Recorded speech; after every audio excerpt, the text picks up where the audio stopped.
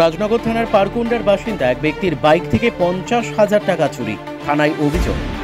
রাজনগর থানা ও ব্লকের অন্তর্গত গাংমুড়ি জয়পুর অঞ্চলের পারকুন্ডা গ্রামের বাসিন্দা ভাস্কর গোপের মোটর বাইকের টুল বক্সে রাখা 50,000 টাকা চুরি হয়ে যায় বলে অভিযোগ। ঘটনাটি ঘটেছে 13ই আগস্ট। থানায় লিখিত যে অভিযোগপত্র তিনি জমা দিয়েছিলেন তার কপি মিডিয়া প্রতিনিধি রূপে এই প্রতিবেদকের হাতেও এসে পৌঁছেছে। তাতে তিনি লিখেছেন, রাজনগরে একটি মিষ্টির দোকানের সামনে তিনি তার মোটর সাইকেলটি রেখে মিষ্টি কেনার জন্য দোকানে ঢোকেন। বাইরের টুল বক্সে 50,000 টাকা রাখা ছিল। পরে তিনি দেখেন টাকা নেই। কে বা কারা চুরি করে নিয়ে পালিয়েছে বলে অভিযোগ।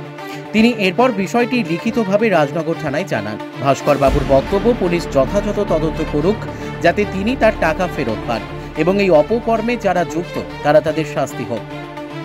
পুলিশ তদন্ত শুরু করেছে। বিভিন্ন সিসি ক্যামেরার ফুটেজ খতিয়ে দেখা হচ্ছে। সিসি ফুটেজ মিডিয়া প্রতিনিধির হাতেও এসে পৌঁছেছে। এখন এক্ষেত্রে পুলিশ কতটা সফল হয় সেটাই দেখায়। গাংমুড়ি জয়পুর গ্রাম পঞ্চায়েতের উপপ্রধান মলয় ভট্টাচার্য বলেন, ঘটনাটি জানতে পেরে আমরাও উদ্বিগ্ন। থানায় জানানো হয়েছে। বীরভূমের রাজনগর থেকে মোহাম্মদ সফিউল আলমের রিপোর্ট, এস নিউজ বাংলা।